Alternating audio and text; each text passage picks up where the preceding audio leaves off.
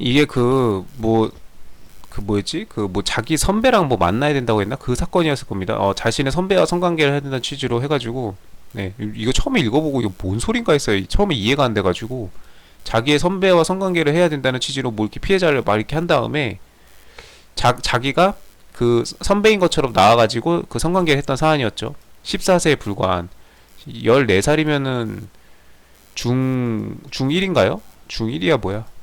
36세 피고인. 네.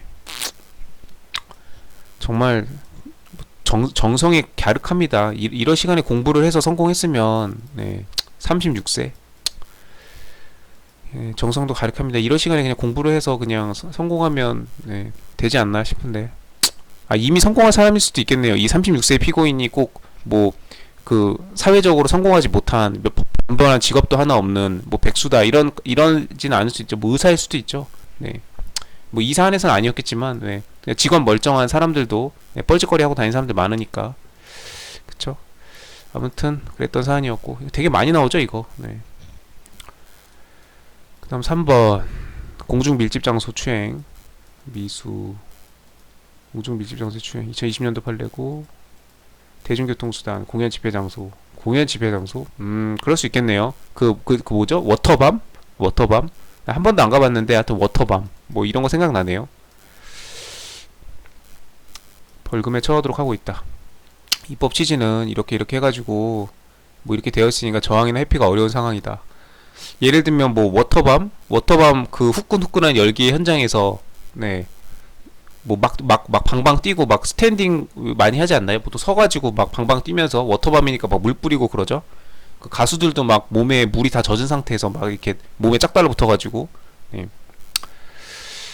뭐 하여튼 뭐 그래가지고 뭐 옆 사람을 이렇게 만지고 그럴 수 있겠죠. 뭐 손을 대고 뭐 그런 건가 봅니다. 추행이란 성적 수치면 이건 반드시 나와야 되는 단어들이고, 성적 도덕관념 결정해야 된다. 피고인이 지하철 내에서 무릎을 굽힌 후에 성기를 갑의 엉덩이에 부분에 붙이고. 참 지하철에서 어떻게 이런 짓들을 하죠? 참 신기합니다. 네. 별의별 사람들이 많구나. 네, 그렇구나. 넘어가고요. 4번 2012년도 이거 좀 오래된 거죠? 근데 이렇게 한 번씩 종종 나오더라고요. 여기 48세. 네.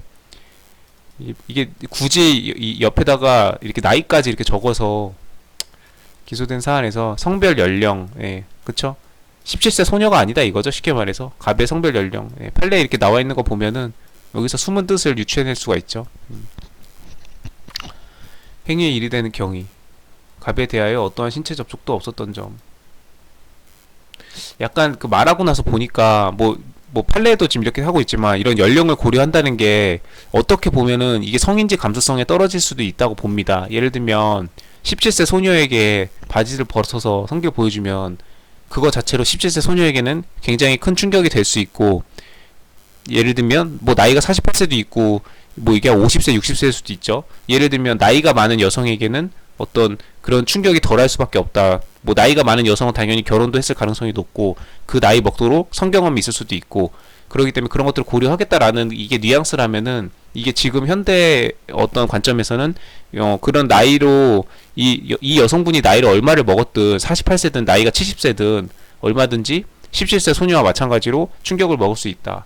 이런 걸 나이로 이렇게 하는 거는 어떤 성인지 감수성이 위배되는 판사들의 생각 자체가, 어떤 17세 소녀한테는 그게 자신의 바지를 벗어서 성기를 보여주는, 예를 들면 여고에 예전에 뭐 그 뭐지 바바리맨 그런 거 저기 했는데, 그런 식으로 여고생들에겐 굉장히 큰 충격이고, 뭐 예를 들면 결혼한 뭐 유부녀 나이 많은 아줌마에게는 뭐 이런 게 충격이 아니고, 이렇게 만약에 분별을 하는 거라면은 이게 성인지 감수성에 떨어지는 어떤 그런 거일 수도 있겠네요. 그냥 문득 들었습니다.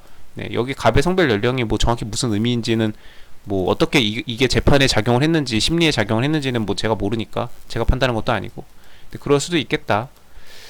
어떠한 시체도 없었던 점, 행위 장소가 빈번한 도로에서, 이렇게 왕래가 빈번하고 공중 차량 뭐 그냥 갑자기 고속도로 휴게소가 생각나네요. 그냥 차량의 왕래가 빈번한 도로로서. 왜 고속도로 휴게소가 생각나지? 그 고속도로 휴게소 하니까 그 버터구이 오징어. 저 피고인 현 욕설은 성적인 성질을 가지지 아니한 거다. 성적인 욕을 한 게 아니고 그냥 뭐 그냥 일반적인 욕 뭐 했답니, 추행과 관련이 없다, 이런 것들 재반적으로 고려를 했을 때 그냥 말 그대로 그냥 바지를 벗어서 이렇게 한 거지, 뭐 굳이 이거를 뭐 이렇게 추행이라고 뭐 할 거는 없겠다 뭐 싶었나 봐요. 단순히 피고인의 바지를 벗어 보여준 것만으로는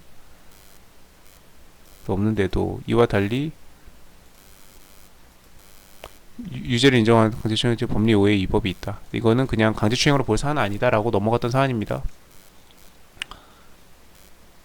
20번 배임 옳지 않은 거. 네, 매우 중요한 주제죠. 네. 배임죄는 타인의 사물을 처리하는 자가 그 임무에 위배해서 자기 본인 재산상의 이익을 본인이 취하거나 아니면 본인이 취하지 않더라도 제3자를 하여금 취하게 해서 결과적으로 이 타인의 사물을 그러니까 타인 그 본인의 그 사무의 주체인 그 타인 본인에게 손해를 가했을 때 성립하는 죄다. 네, 배임죄의 기본적인 정의부터 시작하고 나가네요. 맞는 거.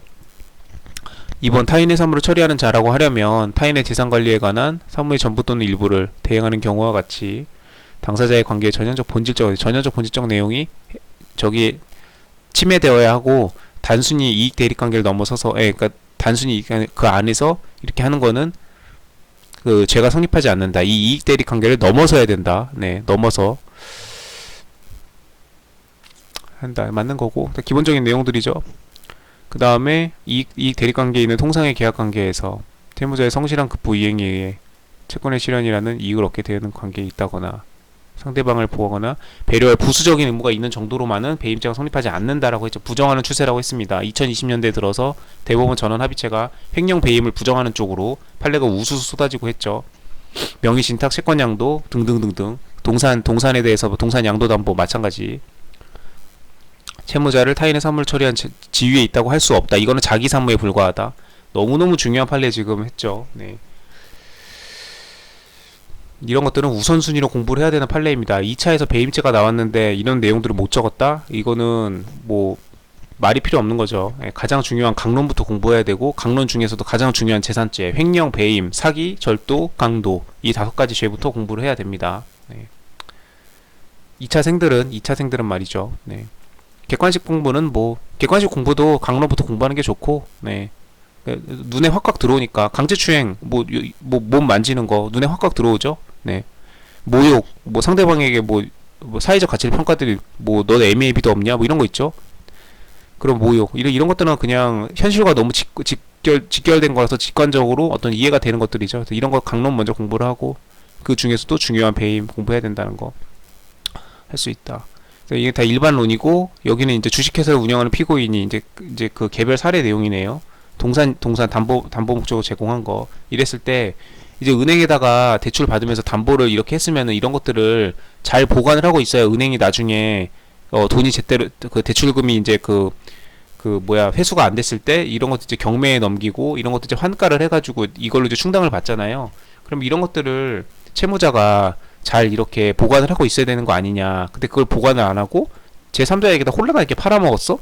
이게 이제 민법에서는 유일한 부동산 재산을 하면은 사회행위가 될 수 있죠. 채권자 취소에 되게 중요한 논점으로 다루는 건데, 이제 그건 민법이고, 형법에서는 이거는 자기의 사무일 뿐이고, 지금 이 타인의 사무를 처리하는 지위에 있다고 할 수 없다. 이건 지금 틀린 지문이죠. 타인의 사무를 처리한 자가 할 수 있다라고 했으니까. 타인의 사무를 처리한 자가 될 수 없고, 자기의 사무를 처리하는 것 뿐이다. 그래서 횡령 배임이 되지 않는다.